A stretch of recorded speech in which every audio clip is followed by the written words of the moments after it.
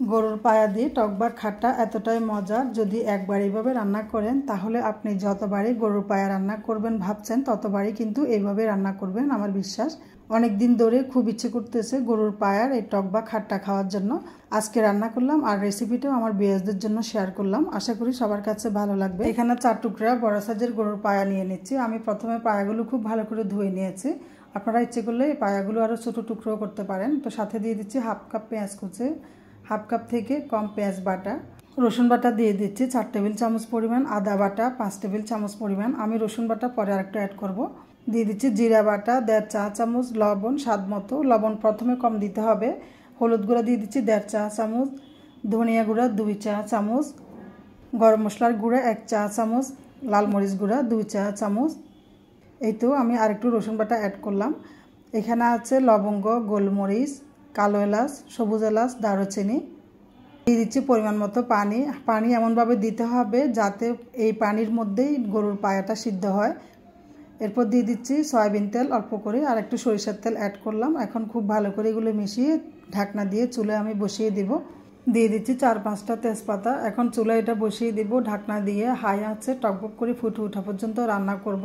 তো টকবক করে ফুটে ওঠার পর আমি ঢাকনাটা খুলে নিয়েছি। এখন চুলার আঁচ একদম লো করে এটা সিদ্ধ হওয়া পর্যন্ত রান্না করব, আর মাঝে মাঝে ঢাকনা খুলে নেড়ে ছেড়ে দিব।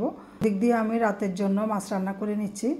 তো গরুর পায়াটা অনেকে দেখা যায় যে 2-3 বার জাল করে এরপরে রান্না করে, আসলে ওইভাবে রান্না করলেই বেশি ভালো হয়। তো আমি যেহেতু ভিডিও করে নিচ্ছি সেই জন্য এক জালে রান্নাটা করে ফেললাম। তো আমি আজকে যেহেতু টক রান্না করব সেজন্য এখানে আমের টক আচারটা অ্যাড করব। আপনারা ইচ্ছে করলে এখানে তেঁতুলও দিতে পারেন। তেঁতুলটা দিলে একটু পরিমাণে কম দিতে হবে, কারণ তেঁতুল কিন্তু অনেক টক। তো আমের এই আচারটা তেমন একটা টক না, তাও এই জন্য আমি একটু বেশি করে দিয়েছি পরিমাণ মতো কিছু কাঁচামরিচ আর 1 চা চামচ গরম মশলার গুঁড়া। গরুর পায়াটা কিন্তু মোটামুটি সিদ্ধ হয়ে গেছে। এখন ঝোল আরও কিছুটা কমিয়ে নেব। ঝোল ঘন হওয়ার আগে আচারটা মিশাবেন, মানে টকটা মিশাতে হবে, গরুর পায়াটা খেতেও ভালো লাগবে। তো লাস্ট ফিনিশিংয়ে এটা অবশ্য ভাগাত দিতে হবে। তো সেজন্য আমি পরিমাণ মতো সয়াবিন তেল, সাথে বেশি করে একটু রসুন কুচি, একটু পেঁয়াজ কুচি দিয়ে এগুলো গোল্ডেন কালার করে এরপরে পায়ার মধ্যে দিয়ে দিচ্ছি। এই একই রেসিপিতে আপনারা খাসির পায়াও রান্না করতে পারেন। এইভাবে রান্না করলে খাসির পায়াও অনেক মজা হয়।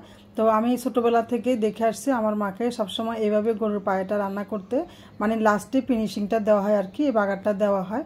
অনেকে দেখলাম যে এই বাগারটা দেন না, তো এই বাগারটা যদি দেওয়া হয় তাহলে কিন্তু এটা খেতে আরও বেশি ভালো লাগে। তো রান্না হয়ে গেল আমার অনেক বেশি মজার গরুর পায়ার খাট্টা বা টক। আপনারা বাসায় অবশ্যই ট্রাই করে দেখবেন, ইনশাল্লাহ আপনার পরিবারের সবাই অনেক পছন্দ করবে। রেসিপিটা যদি ভালো লাগে প্লিজ শেয়ার করে দিবেন। সবাই ভালো থাকবেন। আল্লাহ হাফেজ।